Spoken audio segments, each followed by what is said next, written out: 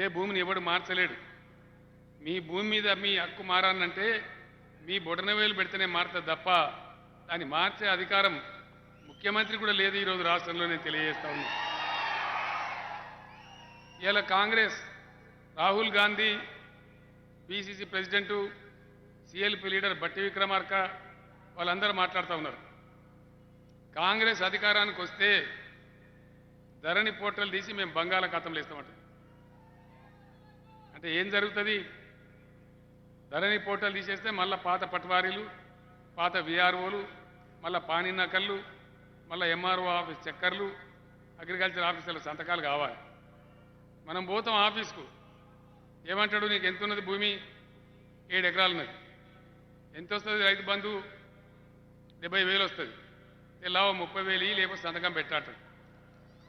ఇవాళ ఈరోజు మీ కడుపులో చల్లగదలకుండా, మీరు కాలు బయట పెట్టకుండా, ₹1 ఇవ్వడానికి లంచం ఇవ్వకుండా ఎట్లా పంపిస్తున్నాం రైతు బంధు? మేము మీకు ఎంత భూమి ఉన్నదో అంత డబ్బు మేము హైదరాబాద్లో విడుదల చేస్తే నేరుగా వచ్చి మీ బ్యాంక్ ఖాతాలో జమ అవుతున్నది. మీ సెల్ ఫోన్లన్నీ టింగు టింగుమని మోగుతూ ఉన్నాయి. మీరు పోయి చూసుకుంటే బ్యాంకులో డబ్బులు ఉంటున్నాయి. దాన్ని ఇడిపించుకొని మీ పనులకు మీరు వాడుకుంటూ ఉన్నారు. మంచి పంటలు పండుతూ ఉన్నాయి. మరి ధరని తీసేస్తే రేపు రైతు బంధు ఎట్లా రావాలా? మళ్ళీ పాత దళారీ వ్యవస్థనేనా? కాబట్టి రైతాంగం ఇలా సీరియస్గా ఆలోచించాలి. వాళ్ళకు జోగులాగా ఉండొచ్చు, కానీ మనకు రైతులకు ఇది జీవన్మరణ సమస్య. చాలా ఇబ్బందులు వస్తాయి, మళ్ళీ చాలా ప్రాబ్లమ్స్ వస్తాయి. కాబట్టి రైతాంగం జాగ్రత్తగా ఆలోచించాలని నేను కోరుతా ఉన్నాను. ఈ రాష్ట్రంలో పేదలను, రైతులను, ప్రభుత్వ ఉద్యోగులను అందరినీ కూడా మేము సమదృష్టితో చూస్తూ ఉన్నాం. తెలంగాణ ఉద్యమంలో నేను చెప్పినాను ప్రభుత్వ ఉద్యోగస్తులకు, ఇండియాలో కేంద్ర ప్రభుత్వం కంటే ఎక్కువగా తెలంగాణ ధనిక రాష్ట్రం అవుతుంది కాబట్టి కేంద్ర ప్రభుత్వ ఉద్యోగుల కంటే ఎక్కువగా మీకు శాలరీస్ వస్తాయని నేను చెప్పినాను. నేను రుజువు చేసి చూపెట్టినాను. ఇలా సెంట్రల్ గవర్నమెంట్ కంటే ఎక్కువ జీతాలు వస్తాయి. ఇండియా మొత్తంలో ఉద్యోగస్తులకు హైయెస్ట్ శాలరీ ఇచ్చేదని ఉందంటే అది తెలంగాణ స్టేట్ అని చెప్పి నేను మనవి చేస్తా ఉన్నా. మళ్ళీ మొన్న కూడా పిఆర్సీ అపాయింట్ చేసినాం.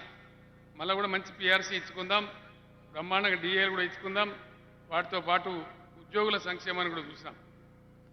ఎక్కడ కూడా ఏ రాష్ట్రంలో చేయరు. చిన్న ఉద్యోగస్తులు ఉన్నారు, అంగన్వాడీలు, ఆశా వర్కర్లు, కాంట్రాక్ట్ ఉద్యోగులు కొంతమంది ఉన్నారు. చాలామందిని రెగ్యులరైజ్ చేసినాం. వాళ్ళు బోను మిగతా ఎవరైతే ఉన్నారో పిఆర్సీ ఉద్యోగులకు 30% ఇస్తే ఆ చిన్న ఉద్యోగుల కడుపు కూడా నింపాలని వాళ్ళకు కూడా 30% పెంచినాం జీతాలు. ఇది ఎప్పుడు చరిత్రలో జరగలే, ఇక్కడ జరగదు.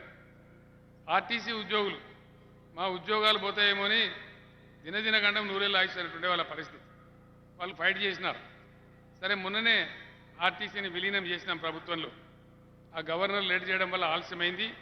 ఇప్పుడు గవర్నమెంట్ వచ్చిన తెల్లారి నెల రోజుల లోపల వాళ్ళు కూడా అందరినీ ప్రభుత్వ ఉద్యోగులు చేస్తాం.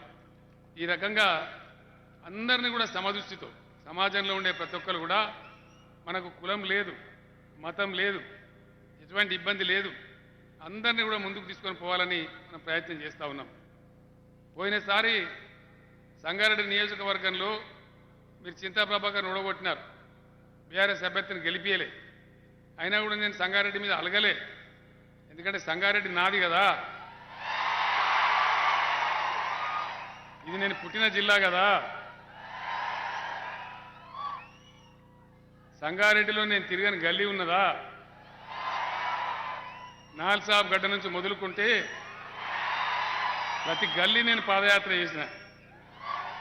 ప్రజల అవసరాలు తీర్చడానికి ఇక్కడ మొత్తం పాదయాత్ర చేసినాను. మీ అందరికి తెలుసు ఆ విషయం. నేను ఇక్కడ ఉంటే ప్రజల సమస్యలు తెలుసుకోవడానికి సాయంత్రం కాగానే డుర్రుమని హైదరాబాద్ పోకపోదు, ఇక్కడనే గెస్ట్ హౌస్లో ఉండు పొద్దున్న లేచి పాదయాత్రలు చేసేది, మీ మధ్యలోనే తిరిగేది.